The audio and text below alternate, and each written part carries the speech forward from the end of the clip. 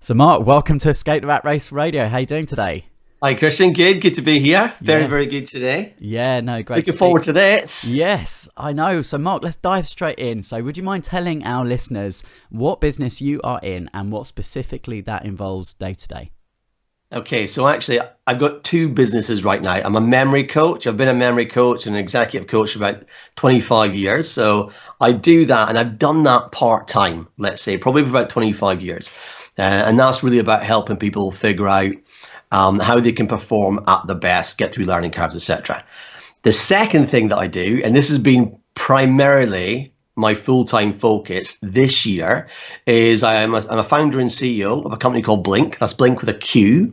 And with Blink, we've essentially taken revision for GCSE students, and we've turned it into this live gaming event. So if you've seen something like HQ Trivia, we're essentially doing that, but we're doing it for students, and we reward them with £50 Amazon vouchers every day. So those are the two things that I've been doing with my life, all hours of the day. Tell me about it, because we've been trying to schedule this interview for best part of this year, and you've just been so busy with Blink, but it's been amazing. I've seen all the social media photos of everything you've been doing, which is super cool. So we'll get onto that a little bit later on in the interview. So let's start with part one, and I always split these interviews into three parts: where you were, where you are now, and where you want to get to. So part one, Mark, can you tell our listeners where you used to work and what you used to do?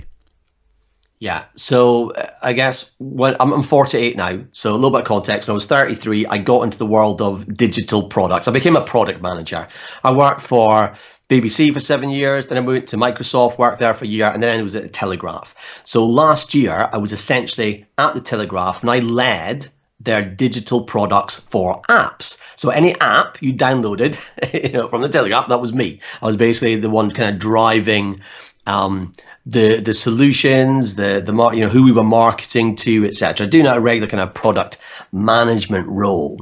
And so what was interesting is for years, 25 years, I've been a coach, I've been a trainer, I've always done it on the side. And up until the age of 33, I'd always worked for myself. I was an actor as well, so I was a very eclectic background. But then after my first kid, I guess my full-time gig was, working 9 to 5. It wasn't really what I was used to, but I stayed there for quite a long time. And so last year, I made the decision that actually, my kids are a bit more grown up. I wanted to jump out back fully on my own again and go, okay, I'm going to ramp up the coaching business, but also I want to get something that's going to kind of really light me up in terms of, a startup that I wanted to run. So was there a particular point then, Mark? Was there something where you suddenly said, enough's enough, and what were some of the first steps that you started to take to lead up to that point of being able to leave your full-time job? Yeah, so you know what? If I'm really honest with you, it was probably over a 2-year period.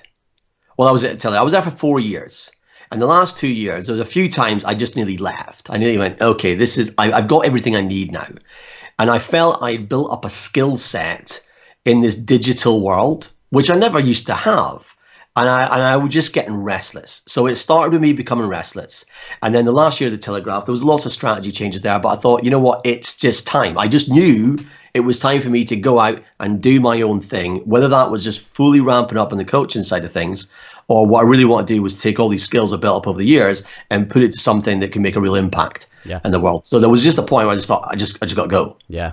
Well, I had exactly that same moment. You don't necessarily know how, but you've just decided that it's time is here. So it's little things that build up, right, over time. And then what were some of the critical decisions that you actually had to make in order to know when was the right day, or month to leave in terms of, financial reasons, everything else going on in your life? How did you make that decision? Because people listening, think about this for months and years and never do it, but you did it. I did it, and I'll be honest with you, it wasn't financially led, because I got to the point where I went, okay, so I'm quite big on, why do you do the things that you do? So I really did a bit of session myself going, look, what is my life about? Why am I here? And really understanding that.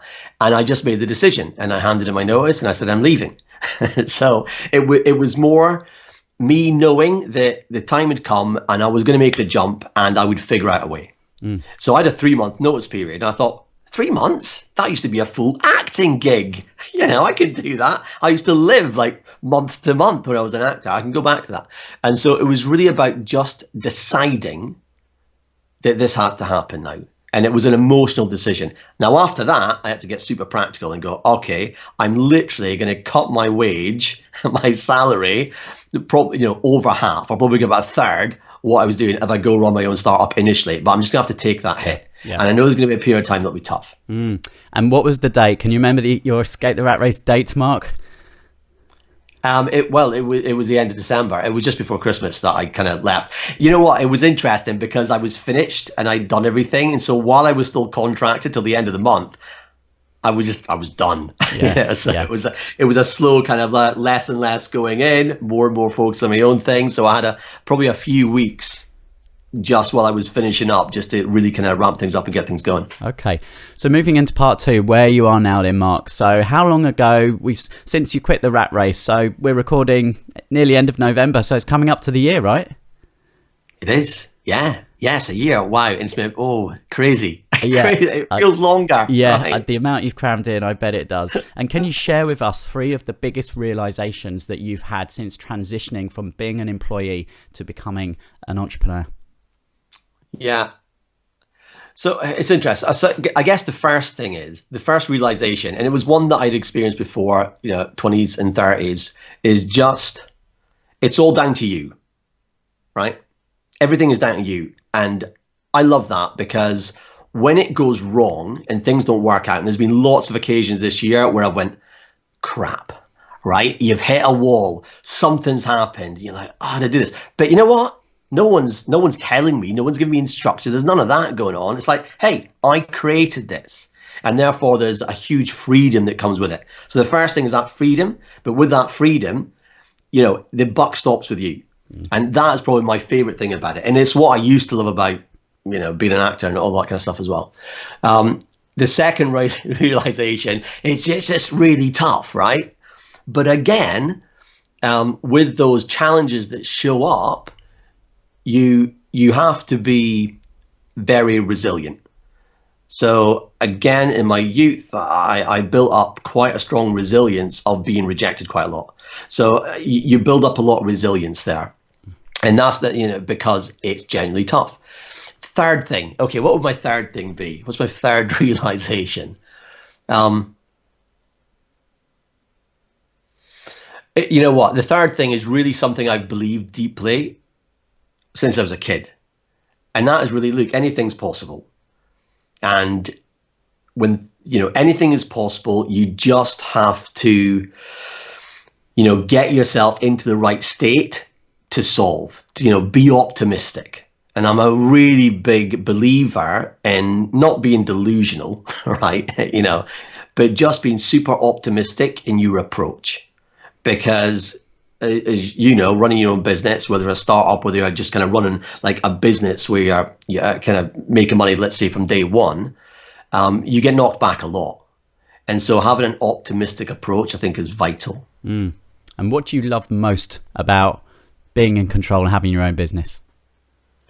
Well, actually, it's interesting because I wouldn't say I was in control. I don't think you feel completely in control, but I like that. That's probably what I like about it, right?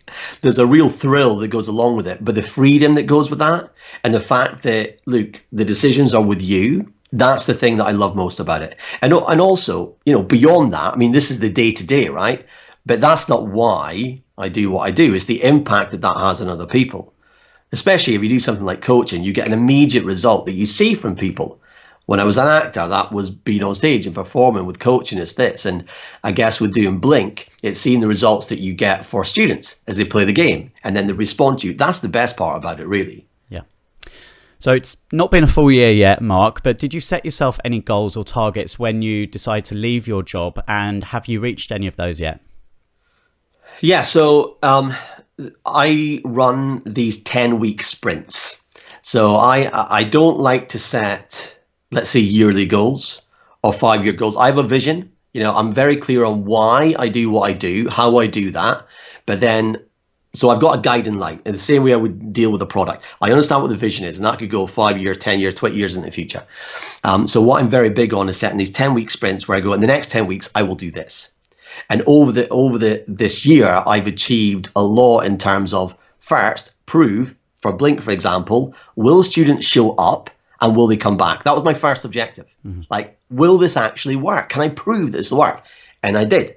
And so back in, May, June, when I launched, I got the metrics to quantify that had happened. So I'm big on OKRs, objectives, key results, so you can get clear on what is the objective this quarter, and then how will you measure that success.